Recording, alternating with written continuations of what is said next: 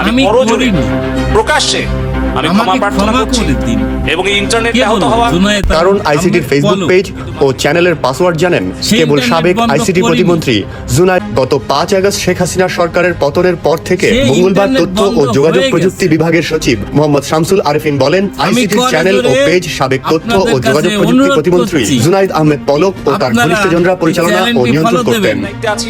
আমরা এখন এগুলোর উদ্ধারের চেষ্টা করছি। গত 14 আগস্ট জুনায়েদ আহমেদ পলককে গ্রেফতার করা হয়। তার বিরুদ্ধে একটি হত্যা মামলা দায়ের করা হয়েছে। আইসিটির ফেসবুক পেজ ও চ্যানেলের পাসওয়ার্ড জানেন কেবল সাবেক আইসিটি প্রতিমন্ত্রী জুনায়েদ আহমেদ। গত 5 আগস্ট শেখ হাসিনা সরকারের পতনের পর এখন কি করবেন আপনারা? ইন্টারনেট বন্ধ হয়ে গেছে। বিএনপি জামাত তারা অপপ্রচার করছে, ওনাদেরকে ক্ষমতায় নিয়ে আসবেন, পুরোটা পুড়িয়ে দিয়েছে। চিন্তা করুন আপনারাই, আমি আর কি বলবো। এই যে ছোটখাটো মানুষ, আমি এসব বিষয় এত বুঝি না আর কি। চালাই গাড়ি, 3 মাস পরে যাই বাড়ি।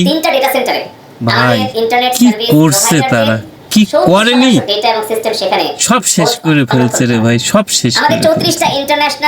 আল্লাহ হাফেজ, ভালো থাকুন।